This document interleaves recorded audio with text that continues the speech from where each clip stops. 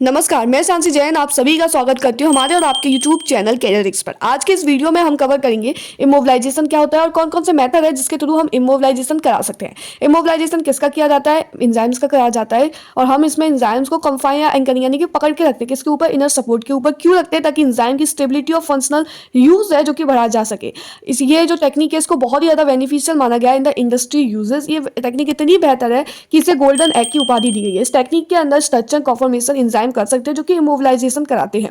इस टेक्निक के कुछ एडवांटेज हैं उसको देख लेते हैं। यहाँ पर जो इस टेक्निक में यूज होने वाले जो एंजाइम्स हैं वो स्टेबल होते हैं और बहुत ही ज़्यादा बेनिफिशियल होते हैं। इस टेक्निक में जो एंजाइम्स होते हैं उनको बार बार यूज़ किया जा सकता है। इस टेक्निक में बनने वाला जो प्रोडक्ट होता है वो बनता तो एंजाइम से है लेकिन उसके अंदर एंजाइम नहीं होता, यानी कि वो प्रोडक्ट जो होता है वो बिल्कुल एंजाइम फ्री होता है। इस टेक्निक को करने के मेथड्स हैं कुछ, वो दो मेथड है, physical method and chemical method. Physical method में हम तीन को पढ़ेंगे, एडजॉर्प्शन, एंट्रैपमेंट एंड एनकैप्सुलेशन। और केमिकल मेथड्स में हम covalent binding and cross linking को पढ़ेंगे। फिजिकल मेथड ऑफ इमोबिलाइजेशन में सबसे पहले हमारा एडजॉर्प्शन। एडजॉर्प्शन के अंदर हम एंजाइम की फिजिकल बाइंडिंग कराते हैं, यानी कि वो फिजिकली बाइंड कर रहा होता है सरफेस ऑफ इनर सपोर्ट, यानी कि मान के चलो ये कोई भी इनर सपोर्ट का सरफेस है और इसके ऊपर ये पेन मान के चलो ये एक एंजाइम है, तो इस तरीके से बाइंड हो जाएगा। लेकिन जो ये बाइंड होगा वो एक वीक फोर्स के थ्रू होगा, जिसके थ्रू वीक फोर्सेस के थ्रू, वो फोर्सेस क्या है हमारे वंडरवॉल्स फोर्सेस और हाइड्रोजन बॉन्ड्स। ये वीक फोर्सेस इतने वीक होते हैं कि अगर मान के चलो थोड़ा सा भी चेंज किया गया हमारे पीएच में, आयनिक स्ट्रेंथ में, टेम्परेचर में, तो जो ये बॉन्ड्स है वो आसानी से ब्रेक हो सकते हैं और यहाँ से जो एंजाइम्स है वो उठकर भाग जाएगा।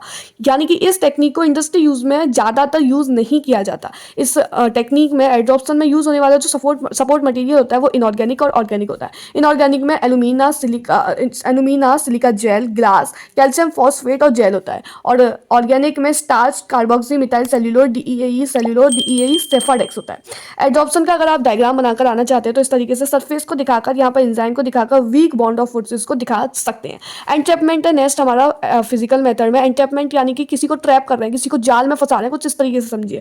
तो इसके अंदर हम किसको जाल में फंसा रहे हैं? एंजाइम को। इस तरीके से हमारा एंजाइम होगा, इसके आसपास जेल मैट्रिक्स और पॉलीमर होगा, यानी कि ये जेल मैट्रिक्स और पॉलीमर में छोटे छोटे मतलब स्पेस होगी या होल्स होंगे, इसके अंदर से सबस्ट्रेट और प्रोडक्ट तो बाहर जा सकता है लेकिन due to the size of the enzyme इसके बाहर इस पॉलीमर और जेल मैट्रिक्स के बाहर कोई भी एंजाइम बाहर निकल कर नहीं जा पाएगा। इसलिए यहाँ पर इसको बोलते हैं लेटेस्ट एंट्रैपमेंट, यानी कि यहाँ पर हम किसी एंजाइम को चारों तरफ से घेरा बना रहे हैं और उसके अंदर सबस्ट्रेट डाल रहे हैं और वो एंजाइम रिएक्शन करके प्रोडक्ट बना रहा है। प्रोडक्ट तो बाहर निकल जा रहा है ड्यू टू द साइज की, वो जेल मैट्रिक्स का जो साइज है उसके थ्रू, लेकिन साइज एंजाइम का बड़ा होने के कारण वो जेल मैट्रिक्स से बाहर निकल पाएगा। अगर मान के चलो आपको किसी को जाल में फंसाना है, मतलब एक जाला बनाना है, तो आप उसके साइज का बड़ा बनाओगे ताकि वो आसानी से बाहर ना निकल पाए। कुछ इस तरीके का ही एंट्रैपमेंट में किया गया। आगे पढ़ते हैं।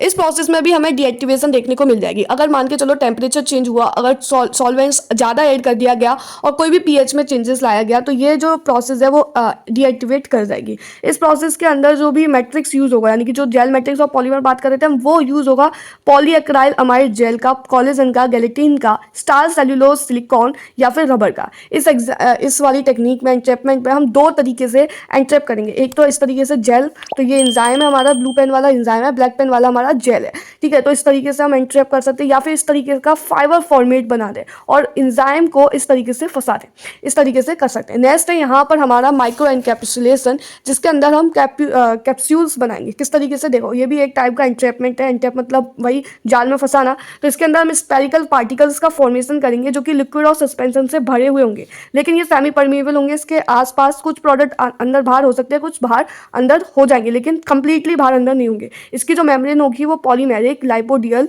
लिपोप्रोटीन बेस्ड और नॉन आयनिक इन नेचर होगी। ये तीन तरीके से किया जा सकता है। पहले हमें सबसे पहले एक स्पेशल मेम्ब्रेन रिएक्टर को बनाना होगा, फिर उसमें इमल्सन का फॉर्मेशन करना होगा, फिर हमें एक ऐसा इमल्सन उसको तैयार करना है ताकि वो स्टेबलाइज हो सके और माइक्रो कैप्सूल्स बन सके। इसके अंदर एंजाइम की स्टेबिलिटी बहुत ही ज़्यादा दिखी गई है। नेक्स्ट है यहाँ पर कोवेलेंट बाइंडिंग। कोवेलेंट बाइंडिंग भी एक इमोबिलाइजेशन मेथड का ही टाइप है, जिसे हम केमिकल मेथड्स में अभी अभी पढ़कर आ रहे हैं। इसके अंदर हमें देखने को मिला है कि सबसे ज़्यादा यही कोवेलेंट बाइंडिंग को यूज़ किया गया है, क्योंकि इसमें जो सारी प्रोसेस होती है वो कोवेलेंट बॉन्ड के द्वारा देखने को मिली है। इसके अंदर हम एक एंजाइम को दूसरे एंजाइम से जोड़ते हैं with the help of the covalent bond. इसके थ्रू थोड़े सा एंजाइम एक्टिविटी लॉस कर जाती है, लेकिन ये बहुत ही ज़्यादा यूजफुल मानी गई है हमारे पूरे इंडस्ट्री यूजेस में। कुछ ऐसे मेथड्स हैं कोवेलेंट बाइंडिंग के, उनको थोड़ा सा रीड आउट कर लेते हैं। सबसे पहला हमारा साइनोब्रोमाइड एक्टिवेशन, यानी कि साइनोजन और ब्रोमाइड को एक्टिवेट करके हम एक कोवेलेंट बॉन्ड बना दें।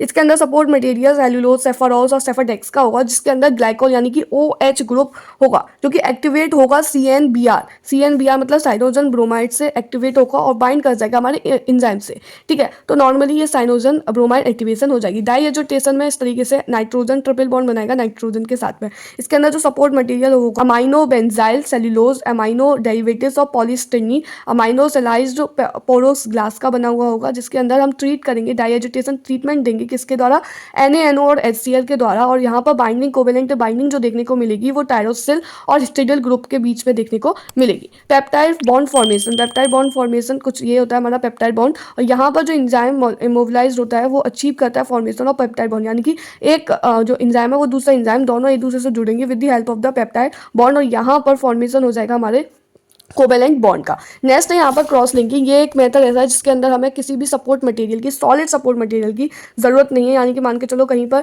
एब्सेंस हो जाए सॉलिड सपोर्ट मटेरियल की, तब हम क्रॉस लिंकिंग करेंगे। एक एंजाइम दूसरे एंजाइम से जुड़ेगा, दूसरा तीसरे से, इस तरीके से एक ब्रिज का फॉर्मेशन हो जाएगा और पॉलीफंक्शनल रिएजेंट यहाँ पर देखने को मिलेंगे। और यहाँ पर एक क्रिएट ब्रिज हो जाएगा इस तरीके से, जो कि बैकबोन बना रहा होगा हमारे एंजाइम्स की। इसमें सर्वर रिएजेंट यूज़ करते हैं, सर्वर रिएजेंट यूज़ किए जाएंगे ताकि क्रॉस लिंकिंग अच्छे से हो सके। इसमें जो सबसे ज़्यादा यूज़ होते हैं वो है glutaraldehyde, diazobenzidine, hexamethylene and diisocyanate and toluene diisothiocyanate. सबसे बेहतर जो देखा गया है वो है ग्लूटाल्डिहाइड सबसे ज़्यादा यूज़ होने वाला क्रॉस लिंकिंग रिएजेंट है। इसके अंदर स्टिफ बेस बनता है, यानी कि आइसिल रेजिड्यूज जुड़ते हैं एंजाइम्स के द्वारा और बनाते हैं स्टिफ बेस को। इसके अंदर जो क्रॉस लिंकिंग होती है वो एंजाइम और ग्लूटाल्डिहाइड के बीच में देखने को मिलेगी, लेकिन ये कैसे भी करके इरिवर्सिबल, यानी कि टूट नहीं सकता ये वाला जो ब्रिज बनेगा यहाँ पर, चाहे कैसा भी pH आ जाए, चाहे कैसा भी टेम्परेचर आए। Glutaraldehyde cross linking has been successfully अच्छी देखी गई है इंडस्ट्री एंजाइम्स के लिए। एग्जांपल अगर ग्लूकोज आइसोमेरेज पेनिसिलिन अमाइडेज से जाके ये दोनों बेहतर माने गए हैं।